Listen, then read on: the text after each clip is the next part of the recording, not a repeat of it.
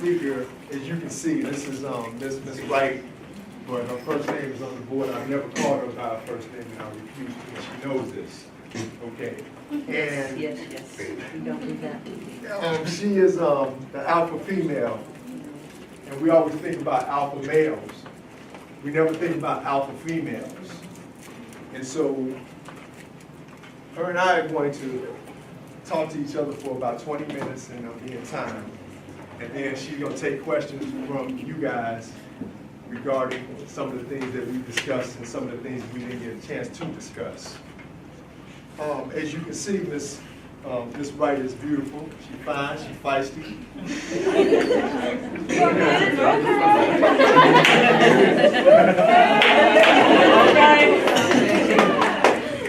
And she's also a trophy wife. Was. She said that was working. and that's part of the story too. And she wanted to be a cop. I want you to look at it. She wanted to be a cop and wanted to be in the United States Marines. However, that's part of our story today. And we want to start off with why you didn't become a cop and why you did not join the United States Marines and what happened on November 11, 1995. Absolutely. As he mentioned, my name is Miss Wright, and to answer his question as to why I wanted to become a cop and the reason why I did not become a cop. I wanted to become a cop because a lot of things that I went through in my lifetime as a child growing up, I wanted to be able to help people. That's all I wanted to do, whether it gets criminals off the street or be able to make a difference in a kid's life or empower them to be able to grow up and help the community out to get certain things off the street that we see now today. I wanted to do that. Well, I told my mother that I wanted to be a cop, and I lived in Dallas at the time. And I'm from Dallas, Texas, Big D, okay, she is the D. So, for real, no, I'm kidding. But I told my mother that I wanted to be a cop, and she said, no, you'll end up getting killed out there.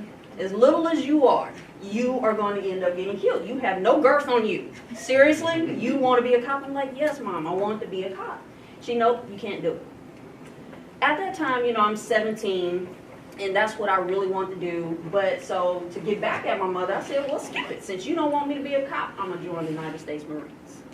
I actually enlisted in the United States Marines. I did. I was ready to go, had my ship out date the next following year in 1996, June, ready. My mission, my job was going to be a sniper because I wanted to shoot. I shoot very well now today. I own a couple of pieces, thank God. But I wanted to be a sniper. And what happened November the 11th, 1995, I was date raped. And with that date rape, I remember it as the day was yesterday, I ended up having a kid out of it. So that changed everything. Now, November the 11th and being date raped, and about a month or so later finding out, I knew something was wrong because I was laying in my bed, and at that time I was sharing a room with my brothers. I had 3 brothers that I shared a room with.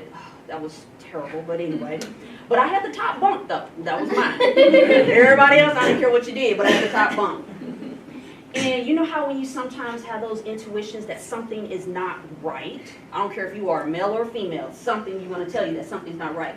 Well, I was laying down on my bed with my pillow behind me, and I felt something move. Something just rolled. It was almost like, is there an egg rolling around in there or something? Sure as day is long, yes. Found out that I was pregnant. Pregnant with a boy. And that crushed me. Because I wanted to leave the area that I was in. I wanted to go. I did not want to stay there. I was selfish at the time. I couldn't be a model. My mother wouldn't want me to be a cop. I wanted to be a Marines. I had my life planned out. I was going to travel the world, do everything. Now, a few months later, I'm going to be stuck with a baby. A baby. Now, what am I going to do with a baby? What am I going to do with it? Look at it. They're gonna look at me. But when I found out I was pregnant and I had to tell the Marines that I could not go, that broke me. That absolutely broke me. And so I delivered in August of 96. Hello. August of 96. And I had this little boy staring at me, this little baby boy. I did not know what to do with him. A little bit before that, I wanted to abort him. I did, because I didn't know what to do with a kid. I did not want a kid. And truth be told, I didn't want children at all. If I did, I wanted 2 boys, Cain and Abel. That's all I wanted. But for the most part, I didn't want any children because of how I grew up and the different things that transpired in my life. I didn't want to be responsible for no children because I know how I am. I know what I wanted to do. So I wanted to give the baby away and let someone else raise the baby. But you know, we have this individual called Mom. She told me where the abortion is concerned, no, you will not have an abortion because it's not right. You know, she's that Christian Bible thumper and everything and whatnot. I need to do it, but I don't. I wanted to give the baby away. She said no. Because how do you know whoever your child gets as parents are going to treat that baby right? So that stayed in my brain that if anything were to ever happen to him that was not nice or wrong or he was hurt or anything, that would be on my conscience, even though I probably wouldn't know. But the fact that I gave the baby away, that was a strong thing that could have occurred. So, in essence, my mother forced me to keep the child. I didn't have a life plan. I didn't know what direction I was going. I didn't even know what to do. So I ended up working at nights at a grocery store for a couple of months, and then I ended up, my mother and I got into an argument, and I ended up moving out here. So when people ask me, why did you move out here? Because I didn't listen to my mother.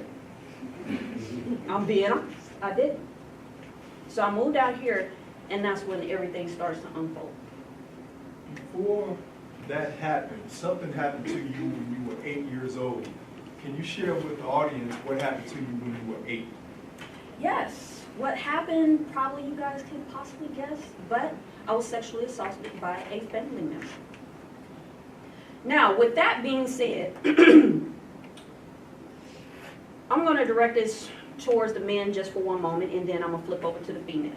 Men, when men do things to women as such, sexually harassing them or sexually assaulting them or molesting, whatever the case may be, I don't care how old or how young you are, it does something to the female's mind. It does something to their emotions. It does something to their psyche. It does something to everything because they start to figure out and say to themselves, why am I the one being touched? It says to them, am I one of those individuals that I'm so young, I got to be touched at a young age, so when you grow older, are those the only people that are going to look at me?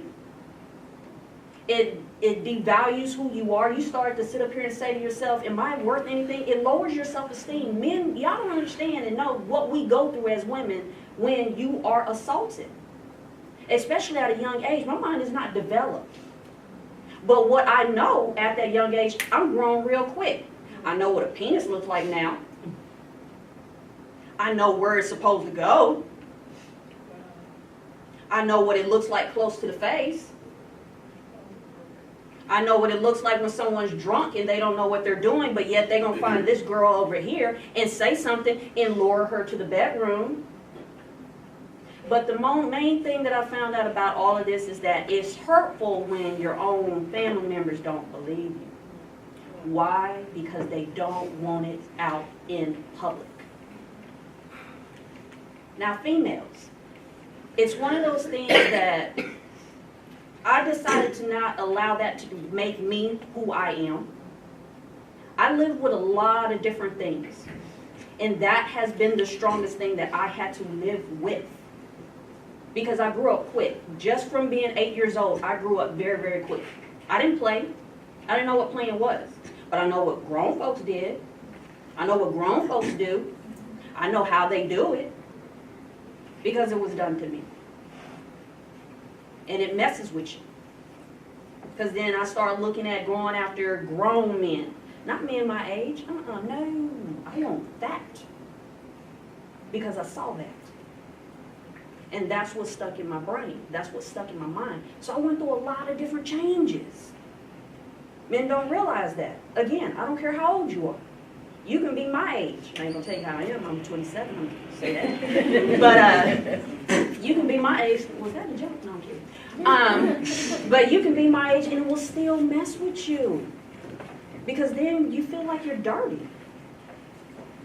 It's just, you have to live with this secret for so long, and then when you tell someone, people like, okay, what did you do to provoke it? I am 8 damn years old. What do you mean, what did I do? I ain't done shit. But be a kid. So I ain't provoked nothing. And even at my age, it doesn't matter. I don't have to provoke you. Which I always, because I have a daughter, and she's 17, getting ready to be 18 in a couple of weeks. Beautiful. Can't stand her, but she's beautiful. I always tell her, if you don't want your ad answered, don't advertise certain listings. If you don't want your ad answered, do not advertise certain listings. But man, it doesn't give you the right to come do it. Come and say something. We got, okay, I'm going to probably offend some folks, I don't care. We got this idiot as president. Who's sitting up here doing whatever it is he wants to, but you got these little kids sitting up here saying, well, the president did, well, good Lord. Where's our examples? Yes. You and I talked on Wednesday. I'm not ashamed of this. You good. You good. You good. You good. You and I talked on Wednesday about 5 o'clock in the morning. Woo, yep, that was early. Butt crack dawn, okay? Butt crack. Yeah. Always on the phone. Butt crack dawn. And there was a question that I asked you regarding you being a trophy when your ex. Today marks my 14th year of being divorced from that idiot.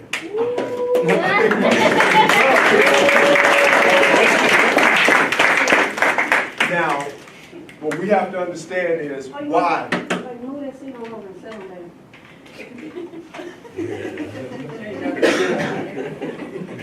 How about, there we go. Real talk, as she always tells me. Real talk. There's a reason why you are divorced from him. Yes. And that's part of the story too. And you were married to him for 3 years. 3.5. 3.5. And why you're divorced from him. Can you share with him what happened one day you were asleep? Yes, well, one day I was asleep, and the gentleman that I was married to, I referenced him by Satan. And everybody asked me, granted, that's my daughter's father, but I don't care. I tell him to call everybody, yes, Satan, sleep, and well, let me backtrack a little bit about myself where he and I were concerned. Have anybody ever heard of a May to December type of marriage? Yes.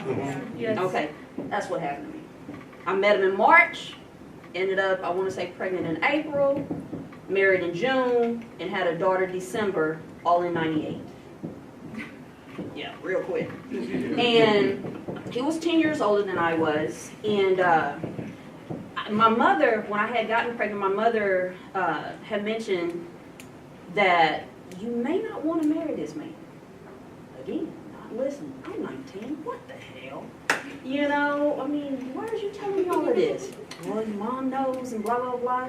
She's like, you might not want to marry him. You might not want to marry him. I'm like, Mom, no, he's great, this and that, blah, blah, blah. He wouldn't do anything. Well, after I had gotten married and I had my daughter, before then, I didn't know anything. I didn't think to know anything, but then again, people don't take the time out to learn who the individual is. But guess what? I know now. And after I had my daughter, that's when everything unfolded. I found out he had a real huge crack drug addiction. He had a huge problem and a huge alcohol problem. Didn't know it. Well, I was asleep one evening. He was, I knew how he was going to go on a binge because he was a binger. And he was going to go on a binge. He would start drinking first. Very confusing, just drinking.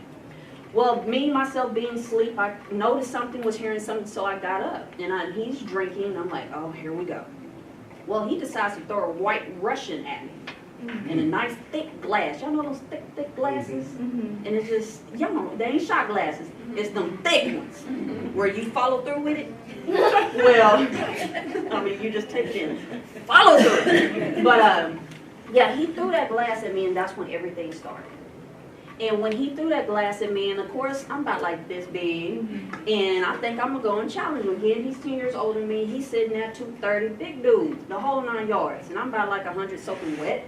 So I go and buck up to him. Wrong thing. Boop, back of my head. I started throwing up. And as you know, the signs of someone getting ready to be unconscious, they start throwing up. Well, I threw up quite a bit. I was asleep for a whole day. I did not wake up until the next day. Next day.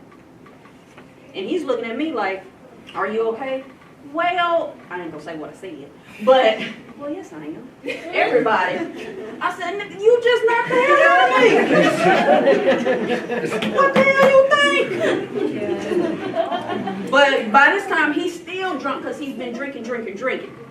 Well, if you hadn't been talking all that noise, then you wouldn't have got hit. So at that time, my baby, my daughter, she's right there, and I'm like, well, I ain't finna, because that's my daughter, and she's some months old or whatever.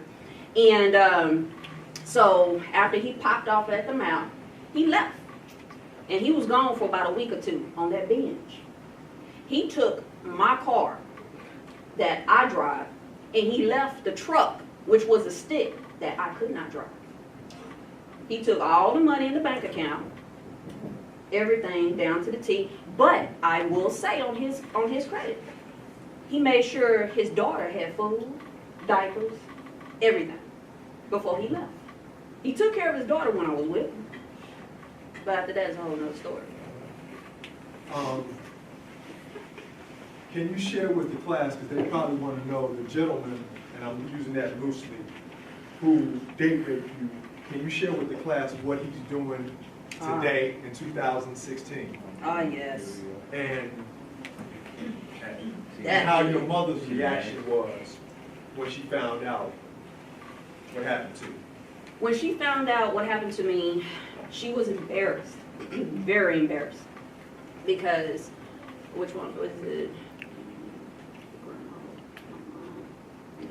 Because out of 4 generations, I was the first one to graduate high school. So she was very, very, very embarrassed. She didn't want people to pretty much kind of know, because when I walked the stage, you didn't know I was pregnant at all. When I was getting my high school diploma, you didn't know I was pregnant. No one knew I was pregnant at all. No one knew I had a baby until after the fact. And so Mom was embarrassed. She did not allow me to press charges against him because she felt as if I was not going to be able to graduate. So I could not press charges against him. Now, with me not pressing charges against him, now mind you, he has never seen him. My son is 20, and he has not once laid eyes on my son. Today, he is a physician's assistant in oncology and works with the Dallas Cowboys as their physical therapist. He has 3 other boys that he takes care of faithfully. My son is the oldest. Go figure that. Yeah, I write that same book I had. Fuck that guy. Pretty much. That speaks for our values. Can you share with the class, in spite of all that, what your level of education is? Level of education at this moment is a master's degree in adult education and training. I have a year plus as far as doctorates. I have not completed the full doctorate yet, but I'll probably go back and do it. But right now, it's a master's of education. Good for you. Yes, thank you. And you always talk to me, you know, it's real talk, regardless of what time we talk, whether it's 7 in the morning, 5 in the morning. You always tell me, regardless of, in spite of everything I've been through, I'm still supposed to achieve. Not let anything stop me, anything. Absolutely, which is true. And I've had so many different circumstances that anybody, in my opinion, and again, this is just my opinion, would have given up. Would have absolutely given up. Because I've had it thrown. I've had it thrown. You know, and it's sad to say that people today still do not get the picture. Just stop being evil towards people. There's no reason, no cause for it. Because in a sense, you're stunting someone's growth. In my opinion, my growth was stunted. It absolutely was. I believe in, to a sense, I should be somewhere traveling the world right now doing something. Or something else could, I mean, don't get me wrong, I have a good life now. I really honestly do. But it came through hell or high water. And I chose to sit up here and rise above all of that, regardless of what my situation was, in my circumstances. 2 years ago, I was in this room, before your birthday, Yes. sitting in that chair, in this room 2 years ago, before your birthday, when you sent me an email. You being here today is a blessing for both of us. But I want you to share with them what happened On my birthday. on Well, your birthday. Me sitting right there in that chair, when you sent that email to me on my birthday 2 years ago, in April. yes, in April, Mr. G, boy, you gotta love Mr. G. There was a lady who I encountered. Now, before I get deep into it, a few months back, this lady had come aboard. And a lot of people mentioned, oh, you gotta watch her, you know, she's some way, and you know, just trying to do that preventative maintenance, just look out. Well, I'm an individual who, I'm not gonna judge you by what someone else say, because you may have had an encounter with that person on a whole nother level. Certain things may have happened that it caused you two to be in a friction, but I may not be in a friction with you because we might speak different languages. Well, I didn't decide to judge or anything of the sort, so I kept it moving. Well, I started to notice some things about this lady, that she decided to put people out to try to watch me. Now, mind you, what I was doing, I had a successful classroom. Anybody that I ended up instructing, they ended up either getting a job, doing what it is that they like. They ended up passing the test with flying colors. I'm good. I'm good at what I do. I know it. And, well, she started sending people to watch me and say that I was doing particular things when I was not. Well, one day, I had inquired about a certain position which was above what it is that I wanted to do, because I'm always reaching for the top. I don't find caps. There's nothing that I can cap off with. And I inquired about a position that, in a sense, she was in. But I just wanted a particular section of the place. I didn't want her section. You can keep your section. Just give me this one. Well, and she didn't know nothing about my background whatsoever as far as educational wise. So I inquired. I said, well, this particular position, I'm inquiring about it. Can you tell me a little more about it? Well, she proceeds to talk in a way of, well, that position can't be for you because you got to have this and you got to have that and you need to do this and you need to do that. I said, okay. Well, I have this, I've done that, and I'm doing it. It threw her off guard. It threw her off guard. Well, and then so she sat up in her seat, I too. You know, I'm like, you can do it, so can I. Okay? I may look like one of these little kids around here, because I didn't look like this. I was in full uniform, no makeup, okay, and still a teen. And so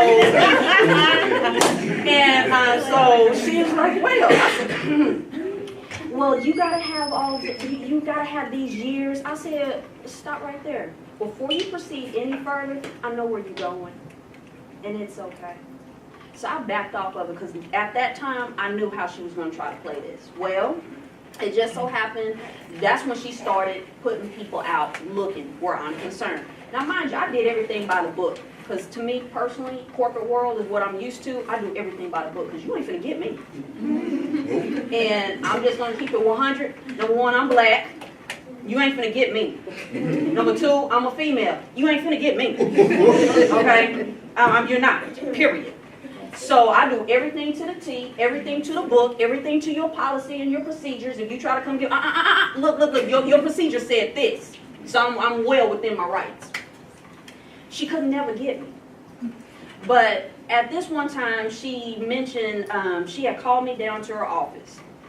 I'm like, okay, because I done read up on the Arizona laws. You can't get me, because I'll read. Matter of fact, I have it on my phone. I'll pull it up for you by search, everything. And so she called me into the office and said, Miss Wright, I'm gonna have to, well, before I go into that, she had asked, when she had asked, told me, and I was inquiring about the position, after we had spoken, she had went and asked my director at that time, who was over me, and I didn't know this, but my director came back and mentioned to me, she had went and asked my director, does she really have a master's degree? Oh, I'm sorry, I wasn't supposed to have one. Forgive me. But guess what? In order to do the job, you needed a master's degree. Who didn't have one? She did. She didn't have a master's degree. And how we know she didn't have a master's degree? Guess what? Well, there was a doggone graduation. And all the instructors that attended the graduation, it's a thing that when you get hooded, everyone understands, when you are hooded, you don't work hard for that hood, so you don't wear your hood. Now this woman who's supposed to be above everybody, she decides to show up 10 minutes into the doggone ceremony. Walked up on stage with some shoes, I don't know where they came from. Heels was ashy. Nobody's hood, if she had that education level. Just a black robe, and she had the audacity to put her purse under the seat on stage. Tacky! Tacky! Now, Mr. G, now I wasn't looking, apparently Mr. G and some other folks saw my face. Because when something is real different, you're going to read it. Because when Mr. G told me, he said, Miss Wright, you should have saw your face. Because really, I said,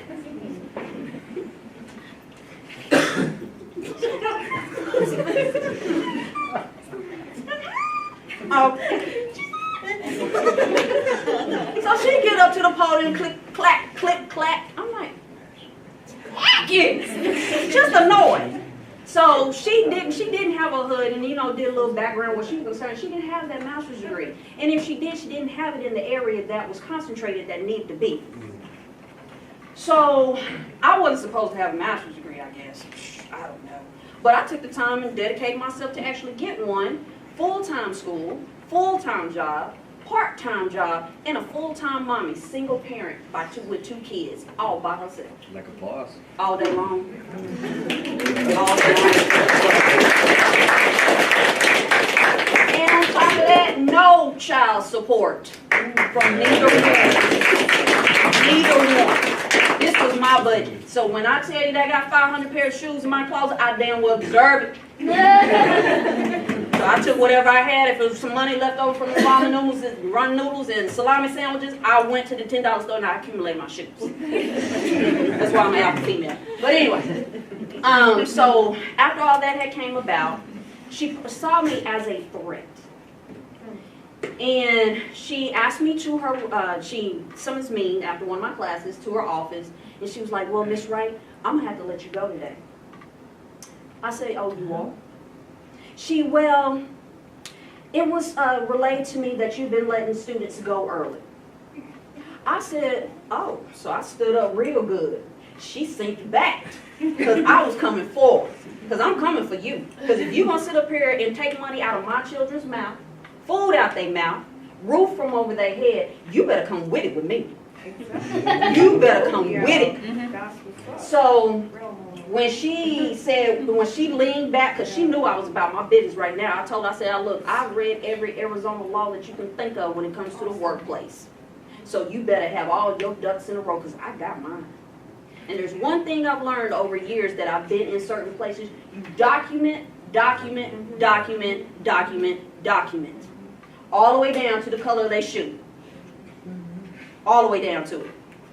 She said, well, it's been told to me that you've been letting people go. I said, it's been told to you? Well, I'm going to need you to show me some proof. Where have I let individuals go? Where have people signed that says that they have been signed out early and I have signed off on it? Show me that. Well, I cannot show you. Well, wait. No, you said something, and I'm going to need you to show me what it is that you said. Otherwise, you can't terminate me. Well, she started stuttering. She started stuttering.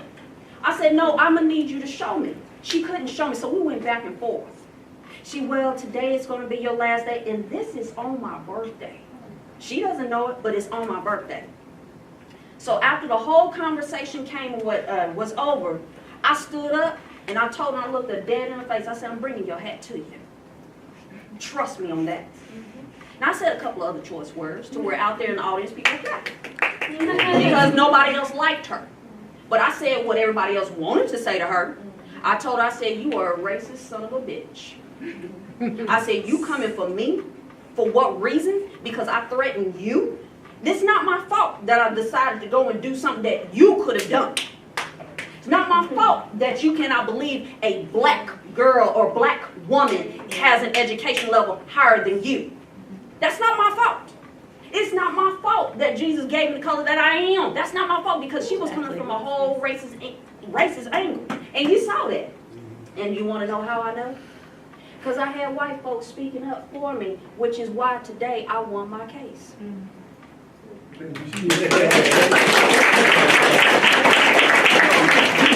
Now, I don't know about y'all, but y'all know Arizona is a racist state. Okay? So if Arizona says you won, you racist. That's how I know. So I thought I had to her. And after I had left that day, and I left the building, a co-worker, a co-instructor that I was worked with, she called me. She said, girl, after you left, that woman left crying. She left crying. Because I told her what God loves, and that's facts and truth. Forgive some. Who did she call on you? Oh, that. Who did she call? Oh, yeah, yep. She decided she wanted to call the cops on me. It's like, why you calling the cops on me? I didn't put my hands on her, even though I wanted to. But it's like, because I wanted to shake her, to just snatch her, because it's like, how are you going to try to fire me on something that is unfounded? So she felt in a way that I threatened her, in which I didn't. I just leaned into the table. She leaned back. I raised the voice. Hers got lower. It's not my fault.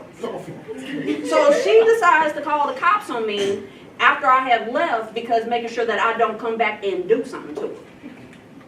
Now, has she been on Circle K Street in the little corner? I don't know. I told y'all I know how to shoot. I'm just saying. But anyway.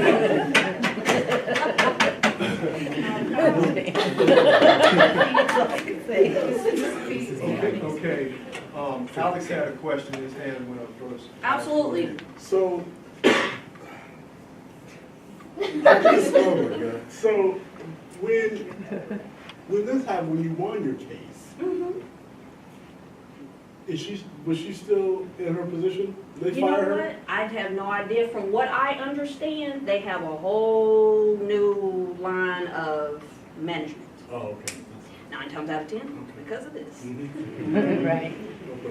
Oh, just wanted to let you know before Christella, that same position came open yesterday. I was going to send you an email just to let you know that it's open, but I said no, because I knew we were doing this today. They ain't gonna like me. No. At the end of the day, I'm keeping 100. They ain't ready for somebody like me.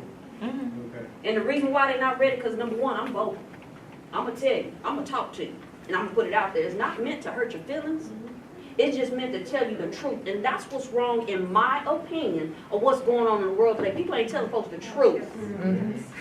And if the truth is being told to you, quit getting your feelings hurt. Your feelings are meant to be hurt. You'll get over it when the swelling goes down. Period.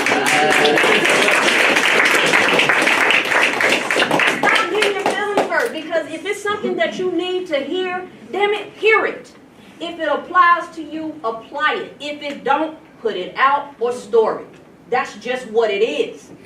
When you get your feelings all involved, you start making stupid, asinine decisions that don't amount to nothing.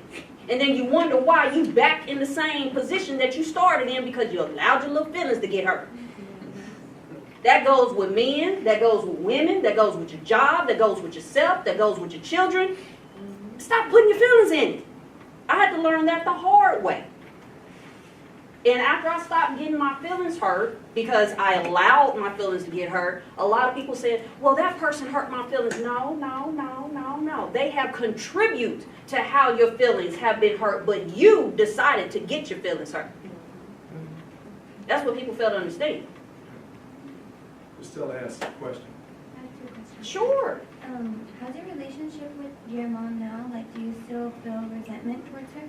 And did you get counseling after you were separated? With my mother, it took a while for me to talk to my mom. Now I have the greatest relationship with mom ever. I wouldn't trade her for nothing in the world. She to me is an absolute angel. After I sat back and thought about it, seeing where she was coming from on a lot of different things, I really had to analyze why she was feeling the way she was feeling. I had to take myself out the equation and put myself in her shoes. Now, don't get me wrong. Does it make it right what she did? Maybe not. But at the end of the day, that's my mom. She was trying to protect her, in which me being her only daughter, she was trying to protect me. And because she had a child, me, out of wedlock, it was like a full circle. Her mother had a child out of wedlock, which was her. Full circle again. Her grandmother had a child out of wedlock, which was my mother's mother. So you see how that goes? So she was hurt. She was like, she was gonna be the mom without the one without a kid out of high school. But it's gonna be me. Because my daughter, I already told her I'm gonna kill her, period. But your second question, I did not receive counseling. To be honest with you, what got me through everything was him. Period. That's the best counseling that, in my opinion, you can seek for me. That's what I utilized, and that's what I did. I went through a lot of bumps and bruises, and after I had my son, it took me 8 years to actually acknowledge him as my son and actually love him. 8 years. And I believe during those 8 years, anybody who's a mom in here, if you're not a mom, please pump your brakes, wait your turn. During those 8 years, those are the times where you're shaping and molding. And you're teaching them how to be particular ways and put their confidence and self-esteem. To a degree, my son, in a sense, lack of self-esteem today. He's getting better, but I blame myself, because those were the years that, in my opinion, I should have been there for him, and I wasn't. But now, as I stand here grown today, I can't allow that to be an issue anymore, because he's grown. Now he can make his own decisions. When he was a little wee, that was my thing, but now he's grown. I did the best of what I could. I did the best that I can. And what he does with it now, okay. Daughter, on the other hand, whole nother subject, She's like me, but better. But better. Y'all think I'm cool, boy. I'm Queen Bee in my house, but, but I'm saying, in a way, she just got accepted to the University of Arizona. And she's going to be a OBGYN. That is what that's what she wants to do, deliver baby. She wants to bring life into the world. So she just got accepted. She'll be going to U of A fall 2017. You had mentioned to me, because we've talked about this being on that bottom floor.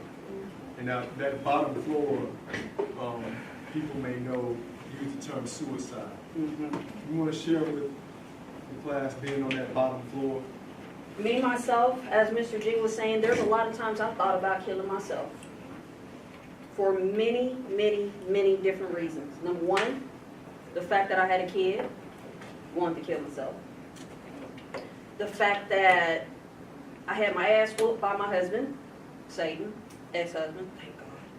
I wanted to kill myself because I'm saying to myself, if I'm dead, he can't hit me. He can't hurt me. I thought I was going to die because the second time he put me in a coma, I was in the hospital. I didn't wake up for about a day or two.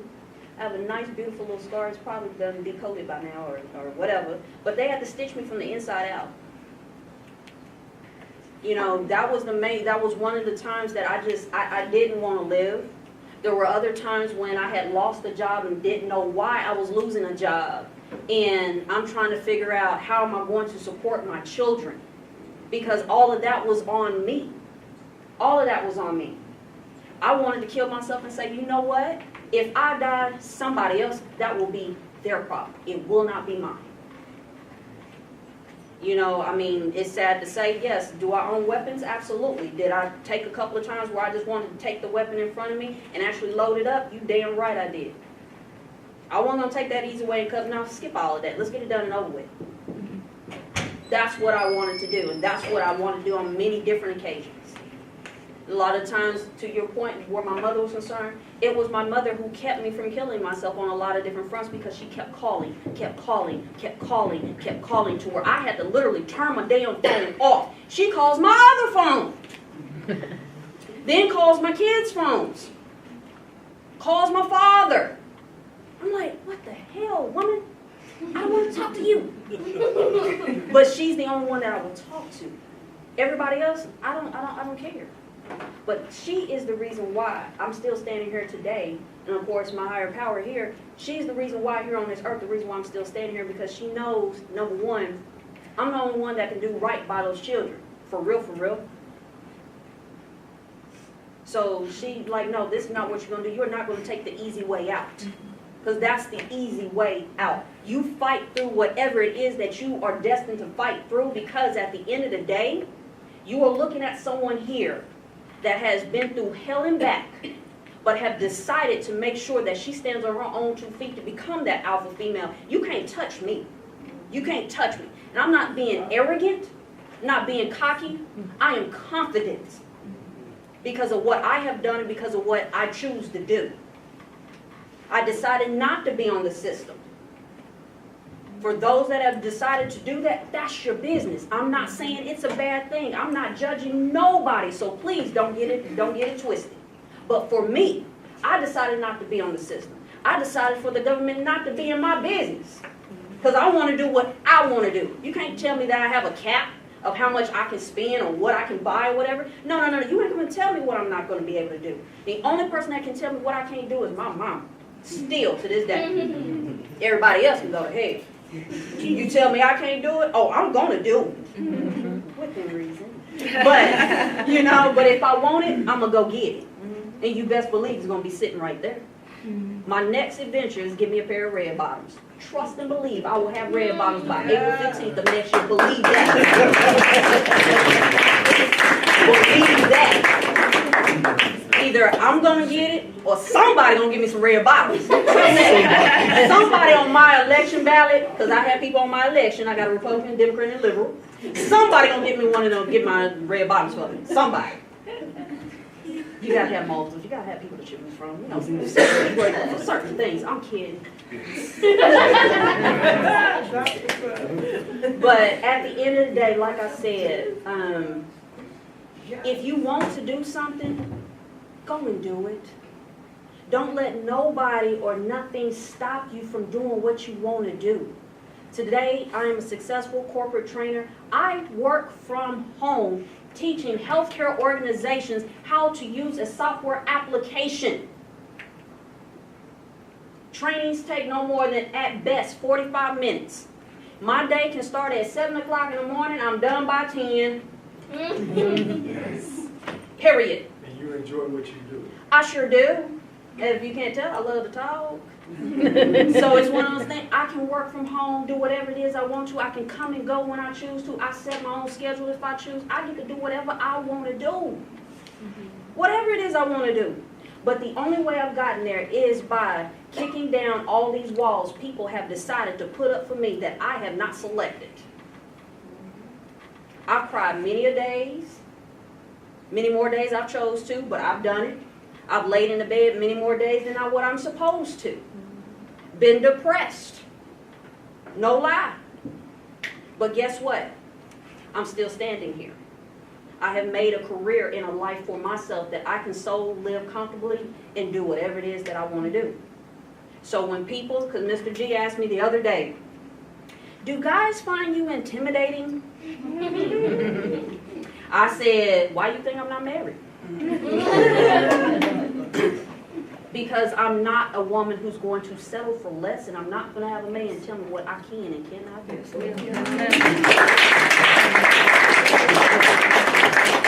Either I'm going to be your equal, and understand when I say equal, I am not going to be like a man because I cannot be a man. A man is strong, tough, this and that. So therefore, there are certain things, in my opinion, left for men. Let the man do it. But when it comes down to handling business, oh, we finna be a unit. I'm staying right there, behind, on the side, in front. We finna do it together. Don't you push me back there. I'm not one of the women that you can push back there, as you can see. Now, at the end of the day, if we're together and whatnot, I'm a firm believer old school traditions work.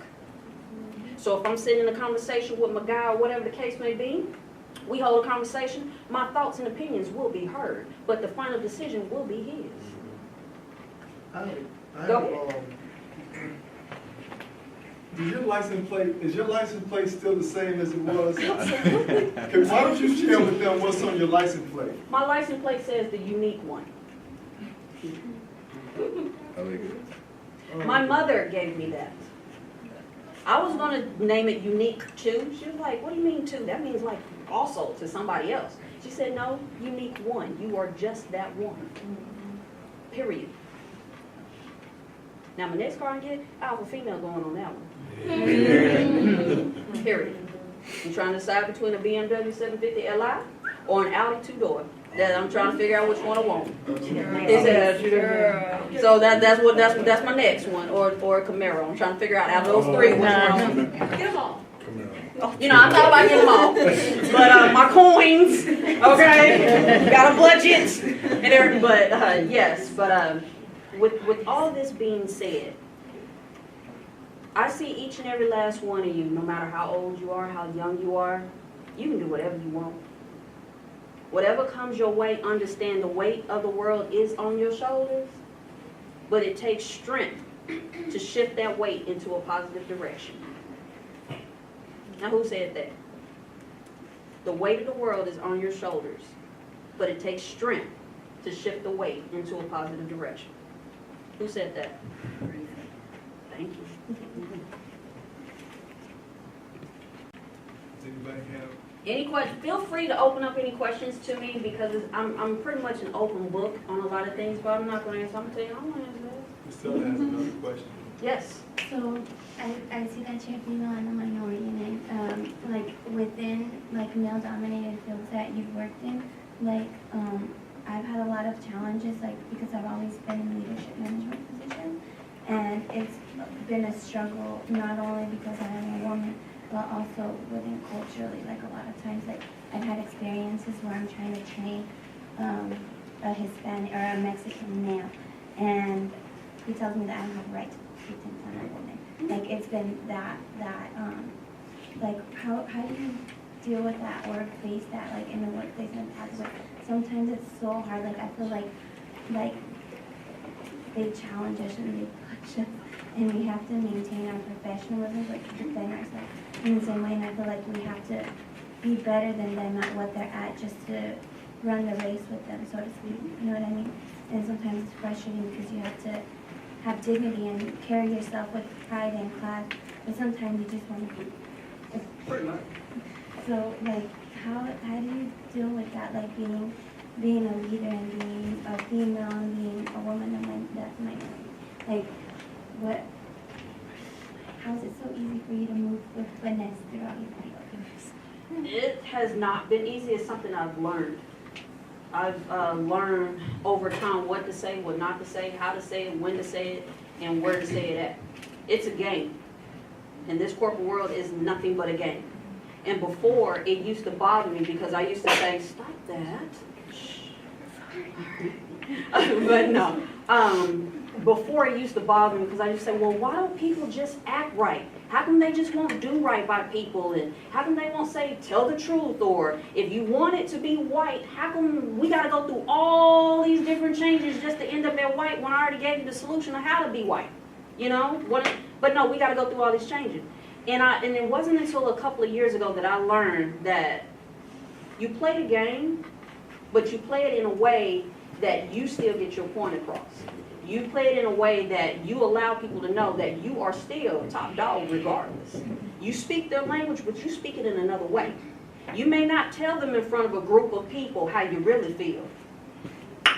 But, let's say we're over at the water cooler, you may be just getting something to drink. You know, these bastards, they sit up here doing, why the her standing there? They don't know you talking, you could be on the phone. But you got to hear, these bastards get on my damn nerves, sitting up here thinking that, I don't know what the hell I'm talking about. Oh, you stand, pardon me. And keep it going. There are times where you can say particular things, but you got to know when to say it and how to say it without getting yourself caught up. So to answer your question, it's taking time, but the finesse you see is confidence that I can say and do what it is that I know I can do, and I can say and do what I want to do, but I do it with tact and do it with class. That's the main thing. Yes, sir. Yeah, I think it's very apparent for all of us here that you are a leader. And so what qualities to you are most important in leadership or as a leader? Communication. That is absolutely number one. Communication. Respect is number two.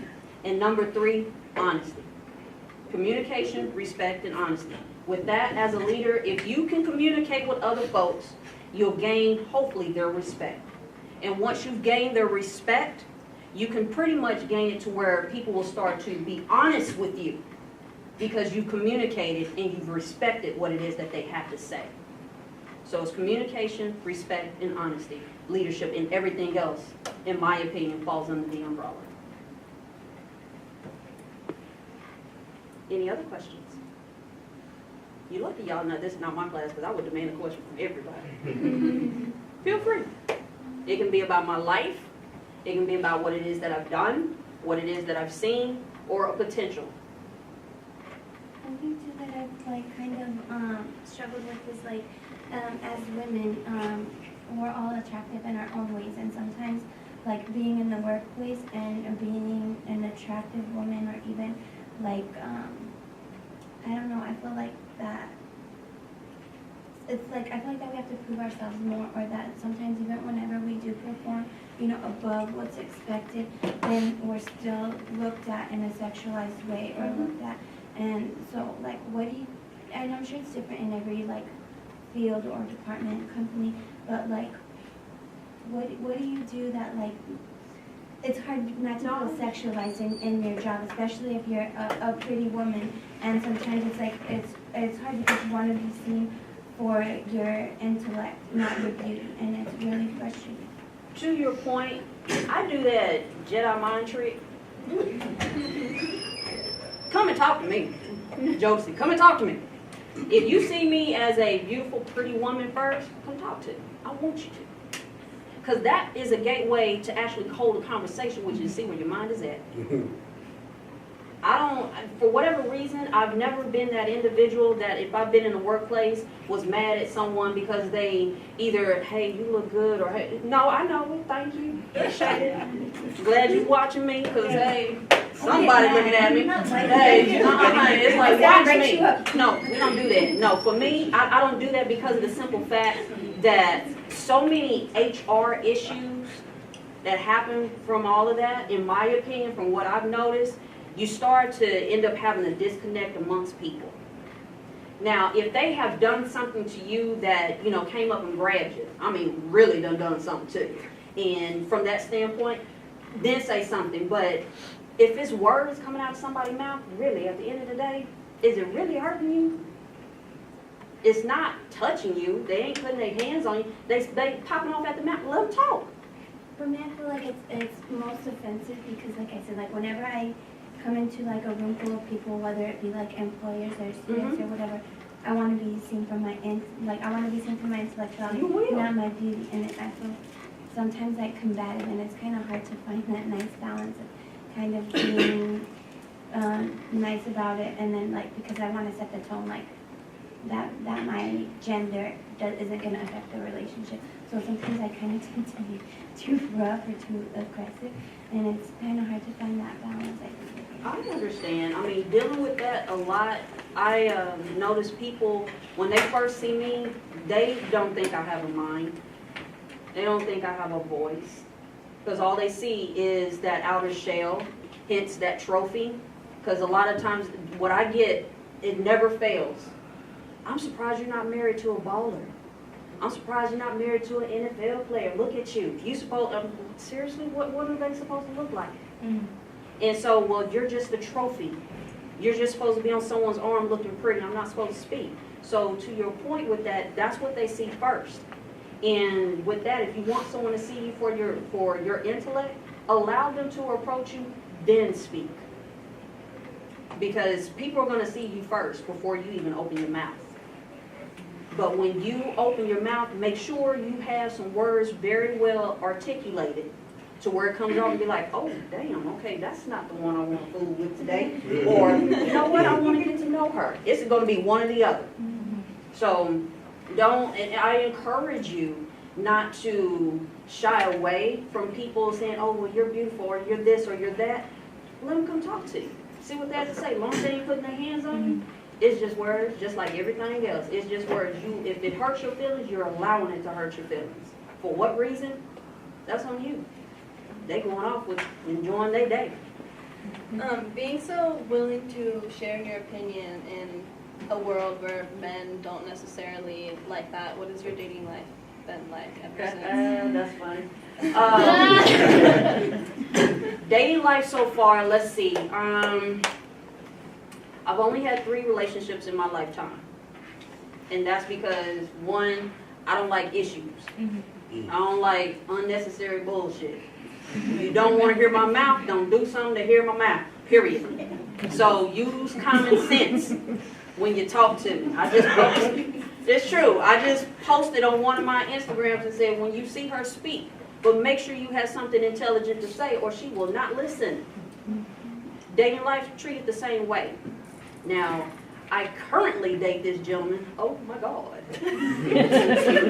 When I say I've met my match, he's an alpha male. Straight alpha. He's one of them individuals. He's not one of those, well, you know, this and that, blah. No, he like, would you sit your ass down? Get in the, it's not in a mean way or anything like that. It's just that, no, he's straight alpha. Now, he knows when to be nice when I give him that look like, look, man, no, that. I need you to rethink that sentence. I'm going to give you a moment to recollect your thoughts, but I'm going to need you to come back a little bit different. Then he'll turn around and be like, man, you ain't. Look, you out, I'm out. What we going to do? You know, but sometimes we know when to give. It's one because when we have 2 alphas going at it, oh my God, it's something different. But my last 2 relationships was, the first one was I was married to that idiot, Satan. And then the second one I had was I was with an individual who was mentally and emotionally abusive. And he was a straight alcoholic like nobody's business. And I felt like, and at the time, with him, I wore the pants. I've worn the pants all my life. I'm trying to wear a skirt. As you see, I have on a dress today. So it's one of the things my alpha dude say, why don't you get someone to sit your ass down and wear a skirt? He tells me that with no, let me wear the pants, damn it. Let me wear the pants. And I have to learn how to do that because he's from the South, I'm from the South. So we have a whole nother different culture. Where are you from? Dallas, Texas, right? Yes. That's the other question. Do you have any regrets of having to tell your reasons that you say so? I don't regret anything in my life, to be honest with you. And the reason why is because of what I've gone through. It allows me to be who I am today.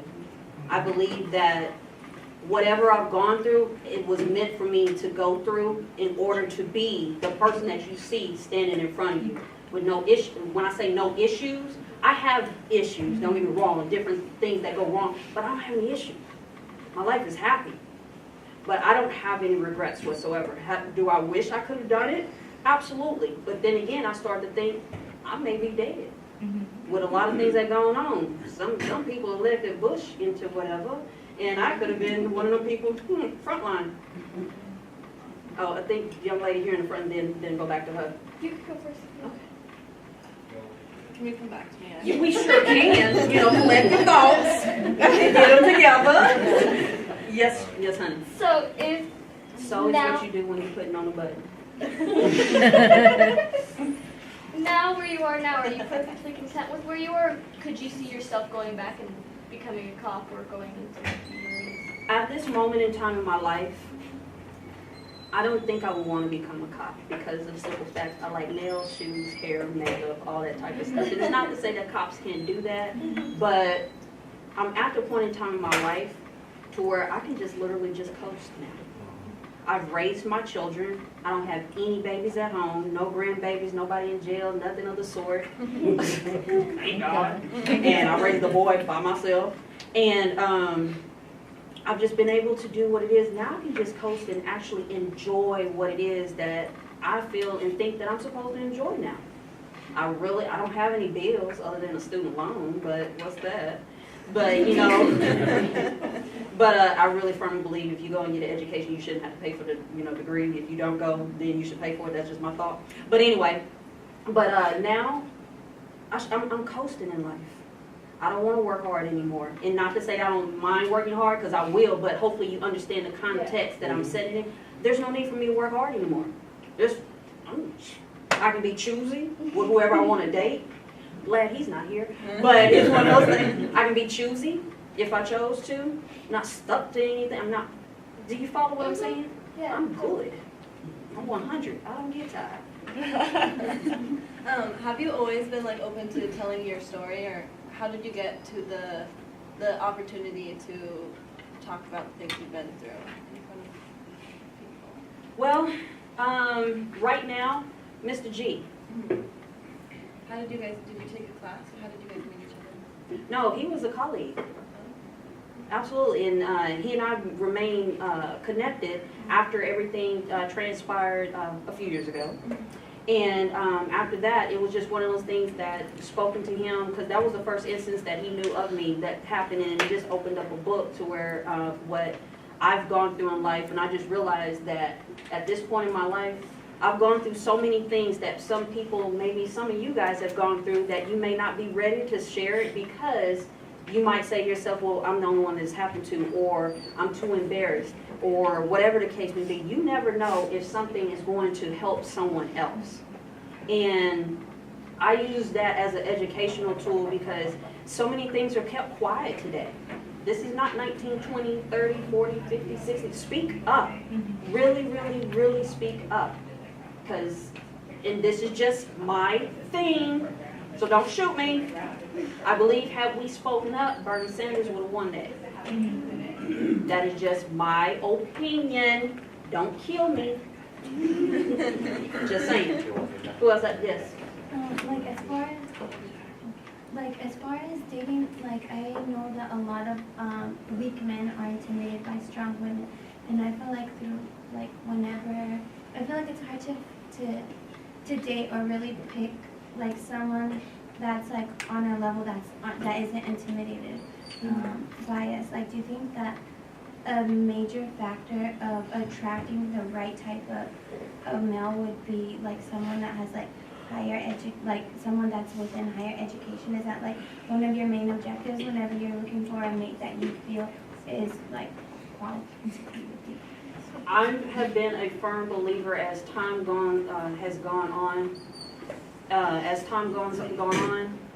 people that I date or the gentleman that I'm with now, I'm one of those individuals that will say to other people, if you're gonna date someone who has something to lose. Because if you do date someone that doesn't have anything to lose, what's your point? They're gonna do whatever it is you want to. So if they have something to lose, such as a job they have built from the bottom up, or they don't want a certain stigma put on them because they are a CEO or something, or they hold some type of stature or whatnot, date someone that has something to lose, because if they're gonna take care of that, they're gonna take care of you, period. Yes, ma'am. You said you wanted to travel, have you? I have not. I haven't had the opportunity to, and a lot of that, it is not an excuse, but for me and my surroundings and what has gone on, you know, being the mommy that I was, and the different things that I had encountered, I hadn't had the opportunity to. But now, daughter, 2017, fall, yes. I get to go wherever I want to go, wherever I want to go. And that's exactly what I'm going to do for myself. And because I have paid my due. I've paid every last one. And I probably still got a couple more coming too. Because if dude don't marry me, oh, I'm gone. Leave that. Do you feel that after your ordeal with Satan and when you were 8 and perhaps anything that happened with your second relationship, do you feel yourself affected or stunted in any way in a sensual or sexual manner? Sexually, no, because I scream. But, exercise, keep, woo! I ain't gonna let that stop, no sir, no sir. Good for you. Sensually wise, I don't think sensually, no, because I had to let all that go. Because I can't feed the same spoon that they fed, I can't feed it to somebody else. Because everybody is their own person. They didn't do it to me, but best believe if dude did it to me, I'll holler back. Can't no, but sensually, no. At the time with my second relationship and where Satan was concerned, possibly so, because it's just like, okay, how did I end up with a drug addict? How did I end up, do I have drug addict written over my forehead? Or how did I end up with a person who wanted to emotionally and verbally abuse me? Do I have like, here, punch me, but I'm taking care of all the bills, I'm doing everything, plus your 2 children in the whole 9 yards? You know, it's just on a lot of different fronts. It's just, I had women come after me. I'm like, what the hell? So I'm just, I mean, because my preference, of course, my preference is a man. But I've had both sides of the fence. I'm like, what? Do I need to, what is it? And so it's just, it's just one of those things. It's like, well, should I entertain? No, I'm good. But because it's just one of them things. For me personally, it's just me. I got a peach. I don't want to eat another peach. That's just me. That's just me. I'm just keeping it 100. I mean, hey, whoever, do you. But I like peaches that come off the tree. That's just me. Okay, that is just me. So, but sensual and sexual, no, I'm straight, real straight. This is the last one. Okay. So with all the experience that you had with your mother growing up, and then just all the personal experience you went through as a young adult, and so on and so forth. Yes. How would you say that influenced your role as a mother, and what advice would you give to those of us who are not parents yet raise your children to be as confident and stable as you are? Stay focused and realize that those children are your priority. I put a lot of other things in front of my kids. I'm not going to be ashamed to say it. There's a lot because I was selfish. If and when you do decide to have children, selfish goes out the window. Selfish goes out the window. You tell them, you let them know that no matter what in this world, be who you are. Be what you want to be. You keep a book in front of them. Because the way to keep an individual from learning, put it in a book. Put it in a book. Because people don't like reading books. Even though we have internet today, still go get a book, take them to the library. It's okay, learn the old stuff and from that standpoint. But also instill in them that be who you are, be confident, still instill self-esteem, confidence in them. And let them know that no matter what, you have their back at the end of the day. Let them know that you stand behind them, but do not uphold your child in wrong, period. And if they do something that they are not supposed to do, you get on them because the world is going to get them. So you want to make sure that you check them at the door before the world checks them, because the world can either do one or two things: check them downstairs or check them up. That's just what they'll do. So when you become a kid, when you have a child, selfish goes out the window, and you make sure you're attentive to that child, because you never know what you are doing to that child as they grow up, and you'll never know how they're going to look at you, but you want them to look at you in a sense of, my mother or my father made sure that I was, and let them finish the sentence. All right? I want to say, because I've been doing for 4 years, and how we came about this, Ms. McCaskey, is a conversation I was looking for because I hadn't heard from her. And the first thing I asked her, are you in Texas? Are you back in Dallas? She said, no, honey, I'm here. And I didn't know, I thought that conversation would be about 5 minutes. Is everything all right? It lasted 2 hours.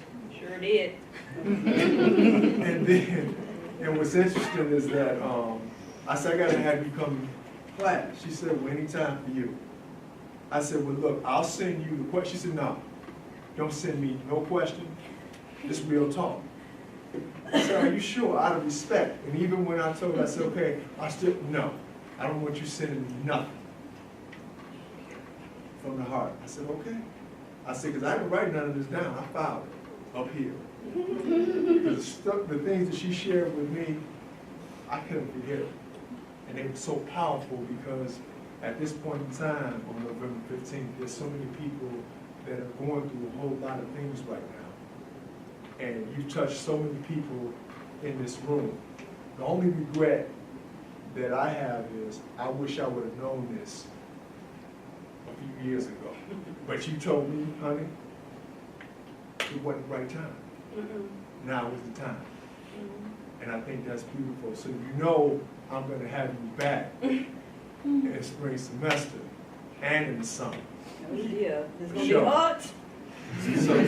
So you make sure, other than being out of town, just like with Christella, the same thing, you go on the schedule.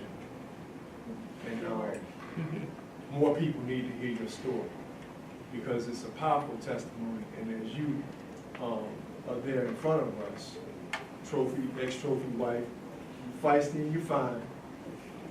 Yeah, I talk about that, yeah, out there. And I always tell them, you know, have arrogance about your intelligence, which you do. And I want to say thank you for allowing me and trusting me, because you have to trust me to do this. And I greatly appreciate our friendship and then some. Absolutely, and I want to say I appreciate you as well, and I appreciate everybody taking the time out to actually sit here and listen to what it is that I have shared with you guys. If at any point with what I have shared has helped or has triggered something or empowered or motivate, I believe that's what I want, because I wish someone had done it with me, and maybe certain routes I may have taken would have been different. Because I don't want to stand up here and I'm just talking to you, just no. I'm doing this on my own time because I want to be able to help someone if I'm able to. So hopefully with whatever you've heard me say, you're able to internalize it, process it, and maybe you'll be able to utilize this and use it later on. Or maybe start applying it now. Whether you're a man or a woman, it doesn't matter. Things that I've gone through it does not matter what what gender you are, it will still it can still affect. Just by a show of hands, how many of you guys have been affected? Wow, it's nice. It's nice. So again, thank you so much for allowing me to speak with you guys today, and I wish everybody the best. And remember, there's an alpha male and female in each and every last one of you. Just don't come at me, please. Give us some love, that's right.